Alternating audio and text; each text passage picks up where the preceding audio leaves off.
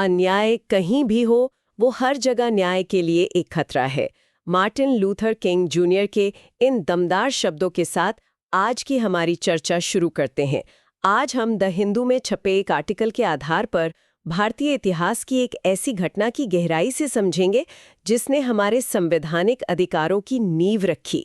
हम बात कर रहे हैं महाड़ सत्याग्रह की। बिल्कुल। अब सोर्स में एक बहुत दिलचस्प शब्द इस्तेमाल हुआ है, क्रूसिबल। कहा गया है कि महाड़ भारतीय संवैधानिक अधिकारों का क्रूसिबल था। मतलब एक ऐसी भट्टी जहां विचारों को तपाकर परखकर कुछ नया गढ़ा जाता है।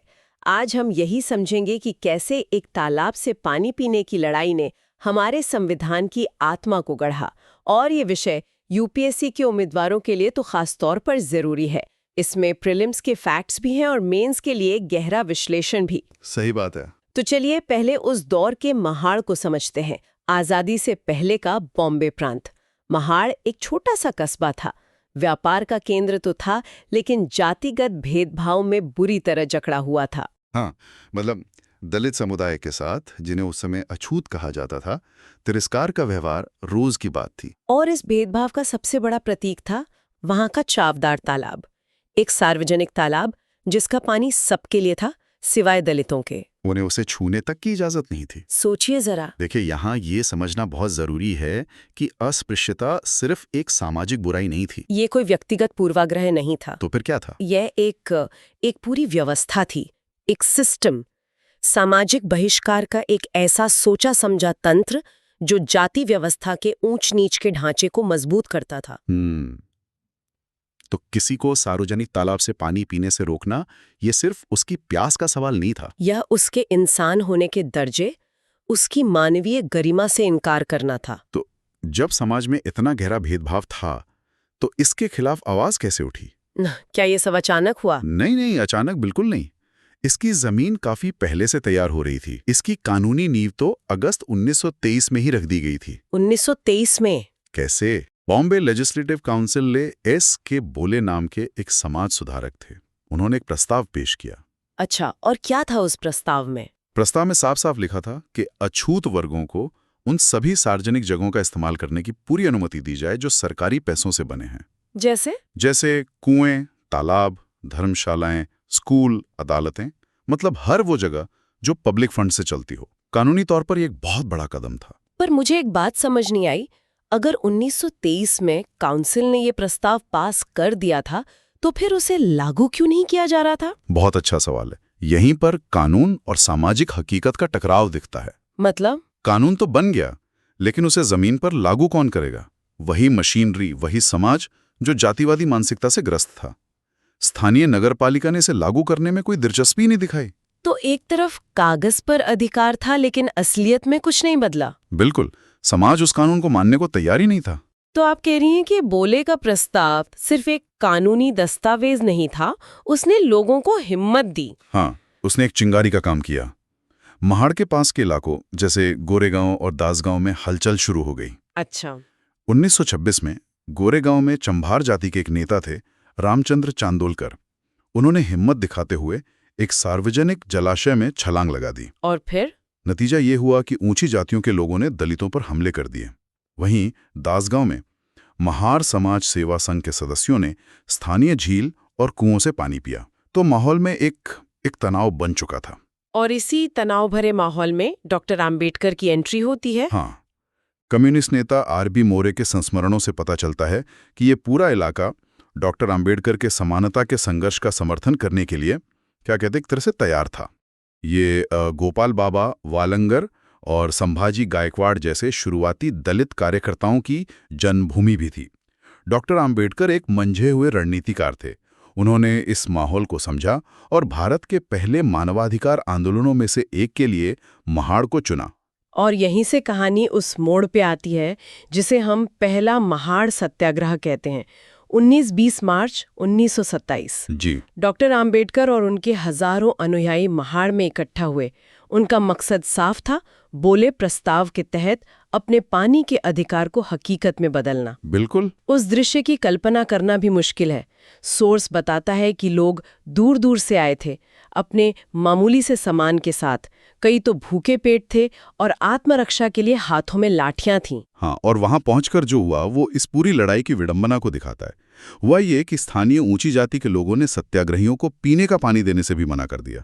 क्या बात कर रहे हैं? हाँ, जिन लोगों को सार्वजनिक तालाब से पानी का हक दिलाने के लिए आंदोलन हो रहा था, उन्हें अपने लिए 40 रुपए का पानी अलग से खरीदना पड़ा। ये तो कमाल की विडंबना है। तो फिर आगे क्या हुआ? 20 मार्च को डॉक्टर अंबेडकर ने एक जुलूस का नेतृत्व किया और वे सीधे चावदार तालाब पहुंचे।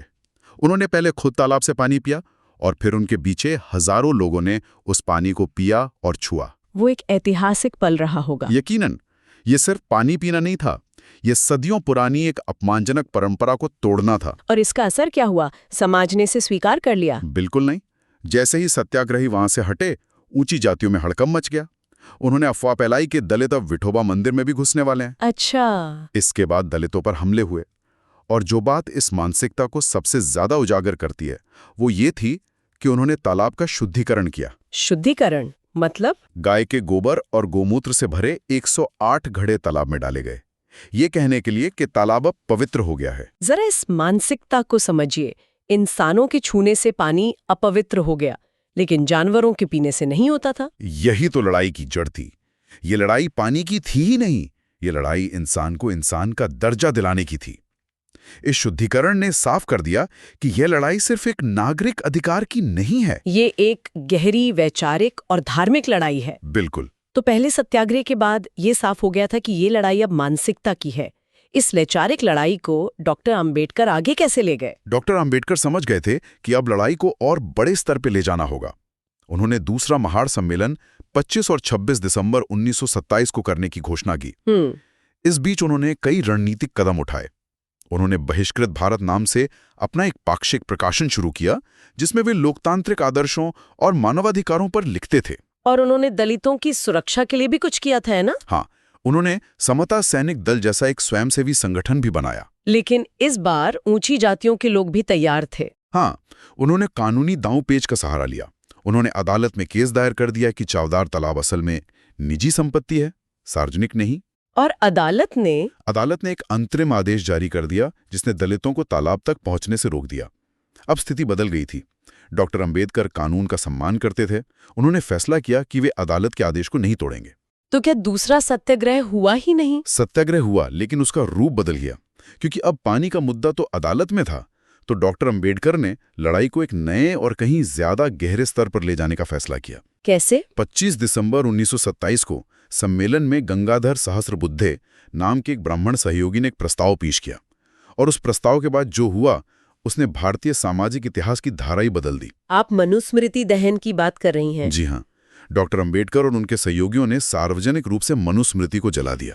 ये एक बहुत बड़ा कदम था। ये सिर्फ एक किताब को जलाना नहीं था, ये उस ग्रंथ का, क्या कहते हैं, प्रतीकात्मक दहन था, जो जातिगत ऊंच नीच को धार्मिक और कानूनी मान्यता देता था, जो महिलाओं और शूद्रों को दोयम दर्जे का मानता था। तो ये उस पुरानी अन्यायपूर्ण सामाजिक व्यवस्था की पूर्ण अस्वीकृति थी। बिल्कुल, और एक नई समानता पर आधारित व्यवस्था की घोषणा थी। मैंने कभी इस तरह से सोचा ही नहीं था कि मनुस्मृति को जलाना सिर्फ एक विरोध नहीं, बल्कि एक नए समाज की नींव रखने का ऐलान था। और यहीं से महाड़ सत्याग्रह का कनेक्शन अंतर्राष्ट्रीय मानवाधिकार आंदोलनों से जुड़ता है।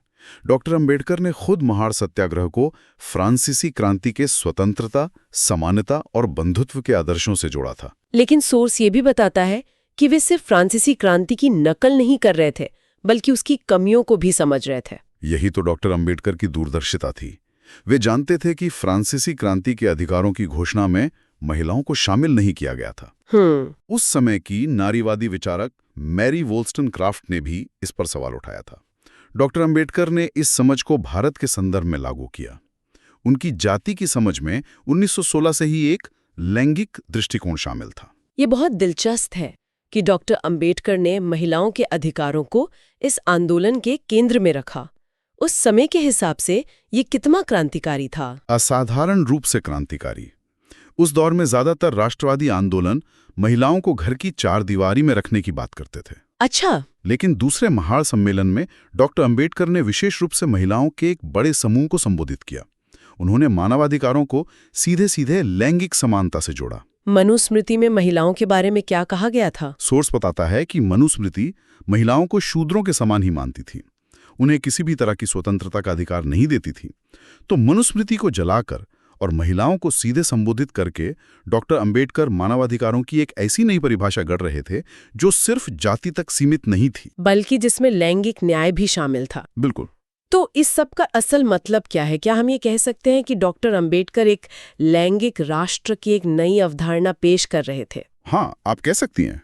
एक ऐसा राष्ट्रवाद जो किसी जमीन के टुकड़े या किसी हवाई विचार पर नहीं, बल्कि उस देश में रहने वाले हर इंसान, उसके शरीर, उसके अस्तित्व और उसके प्राकृतिक कानूनी मानवाधिकारों पर आधारित हो। वाह! और यही कारण है कि 25 दिसंबर को, जिस दिन मनुस्मृति जलाई गई थी, भारत में भारतीय महिला मुक्ति दिवस के रूप में भी मनाया जाता है। यहीं से मनुष्की यानी मानवता की अवधारणा आती है, जो मैत्री यानी करुणा पर आधारित है, और यहीं पर हमें संवैधानिक नैतिकता का विचार मिलता है। चलिए इस पर थोड़ा और बात करते हैं।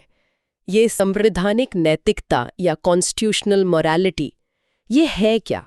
ये यूपीएससी के लिए एक बहुत महत्वपूर्ण कॉन्सेप्ट है। देखिए, संवैधानिक नैतिकता का मतलब सिर्फ संविधान के नियमों और कानूनों का पालन करना नहीं है। तो फिर क्या है? इसका गहरा मतलब है संविधान की आत्मा को, यानी स्वतंत्रता, समानता और बंधुत्व के मूल्यों को अपने सामाजिक जीवन में अपनाना, उन्हें जीना। मतलब जब समाज की कोई पुरानी परंपरा इन संवैधानिक मूल्यों के खिलाफ हो, तो एक नागरिक के तौर पर हमारी निष्ठा संविधान के मूल्यों के प्रति होनी चाहिए, न कि उस परंपरा के प्रति। महाड़ सत्याग्रह इसी संवैधानिक नैतिकता का पहला और सबसे शक्तिशाली प्रदर्शन था। डॉक्टर अंबेडकर ने दिखाया कि मानवीय गरिमा और समानता का अधिकार किसी भी धार्मिक ग्रंथ या सामाजिक परंपरा से ऊपर है।